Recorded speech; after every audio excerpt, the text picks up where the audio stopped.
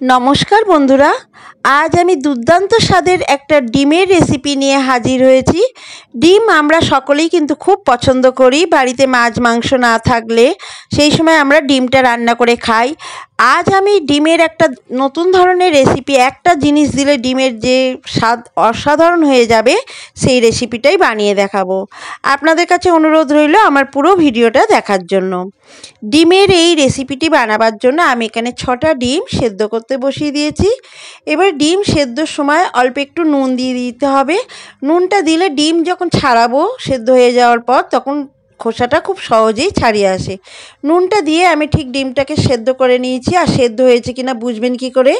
যখন ডিমটা একটু খোসাটা ফেটে যাবে তখন ভাববেন যে ডিমটা সেদ্ধ হয়ে গেছে। এবার ডিমটাকে নামিয়ে নিয়েছি, নামিয়ে ঠান্ডা করে নিয়ে ডিমের খোলাটা আমি ছাড়িয়ে নিয়েছি। এবারে এই ডিমগুলোকে আমি একটু কাট লাগিয়ে দেবো, মানে একটা চাকু দিয়ে আমি অল্প অল্প করে একটু চিড়ে দেবো, যাতে ডিমটা না ফাটে বা ডিমের মধ্যে সমস্ত মশলাটা ঢুকে যায়। এইভাবে একটু কাট লাগিয়ে দিলে কিন্তু ডিম ভাজার সময় আর ফাটবে না। কড়াইতে পরিমাণ মতো সর্ষের তেল দিয়ে তাতে অল্প একটু হলুদ গুঁড়ো দিয়ে দিলাম, আর দেবো অল্প একটু নুন। যেহেতু আমি ডিমের গায়ে নুন হলুদটা মাখাইনি, তাই আমি কড়াইতে সর্ষের তেলের মধ্যেই দিয়ে দিলাম নুন আর হলুদটা। নুন হলুদটা দিয়ে সেদ্ধ করে রাখা ডিমগুলো দিয়ে দেব। এইভাবে যদি ডিমের গায়ে নুন হলুদ না মাখিয়ে যদি কড়াই তেলের মধ্যে দিয়ে ডিমটা ভাজেন, কিন্তু ডিমের ভাজার কালারটা দারুণ আসবে আর ডিম ভাজাটা খুব সুন্দর হয়। এইভাবে বেশ হালকা লালচে করে ডিমগুলো আমি ভেজে নিয়েছি। ওই ডিম ভাজার তেলেই দিয়ে দিলাম একটা শুকনো লঙ্কা ফোড়নের জন্য, আর অল্প একটি সাদা জিরে, গোটা জিরে। শুকনো লঙ্কা আর জিরেটা ফোড়নের জন্য ভাজা ভাজা করে নিয়েছি। ফোড়নটা যখন ভাজা হয়ে যাবে তখন দুটো বড় সাইজের পেঁয়াজ কুচি আমি দিয়ে দিলাম। পেঁয়াজ কুচিটা দিয়ে খুব ভালোভাবে পেঁয়াজটাকে ভেজে নিতে হবে। এই সময় আমি গ্যাসটাকে মিডিয়ামে রেখেছি, মিডিয়াম আঁচে রেখে আমি পেঁয়াজটাকে ভেজে নিচ্ছি। পেঁয়াজটা অর্ধেক ভাজা হয়ে গেলে এখানে দিয়ে দেব 1 চামচ আদা রসুনের পেস্ট। আদা রসুনের পেস্টটা দিয়ে খুব ভালোভাবে পেঁয়াজের সঙ্গে কষিয়ে নিতে হবে। বেশ খানিকক্ষণ কষিয়ে নেওয়ার পর এবারে দিয়ে দেবো একটা বড় সাইজের টমেটো কুচি। টমেটো কুচিটা দিয়ে পেঁয়াজের সঙ্গে খুব ভালোভাবে কষিয়ে নেব। সব কিছু খুব ভালোভাবে তেলে কষিয়ে নেব। এবারে কষানোর সময় আমি গুঁড়ো মশলাগুলো দিয়ে দেব। 1/2 চামচের থেকে একটু কম হলুদ গুঁড়ো দিয়ে দিলাম, আর 1/2 চামচ কাশ্মীরি লাল লঙ্কার গুঁড়ো দিয়ে দিলাম, আর স্বাদ মতো নুন দিয়ে দিলাম। সমস্ত কিছু মশলা দিয়ে খুব ভালোভাবে কষিয়ে নিতে হবে। মশলাটা থেকে যখন তেল ছেড়ে দিতে আরম্ভ করে দেবে তখন দিয়ে দেব 1 চামচ পোস্ত বাটা। এই পোস্ত বাটাটা দিয়ে এইভাবে ডিমের রেসিপিটা করবেন, খেতে দারুণ লাগবে, একদম অন্য ধরনের লাগবে।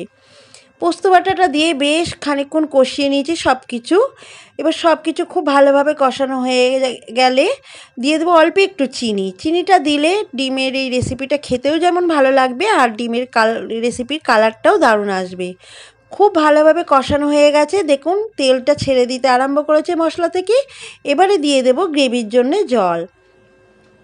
জলটা দিয়ে বেশ নাড়াচাড়া করে মিশিয়ে নিয়ে একটু ঝোলটাকে ফুটিয়ে নেব। ঝোলটা যেই ফুটে উঠবে এবারে দিয়ে দেব ভেজে রাখা ডিমগুলো।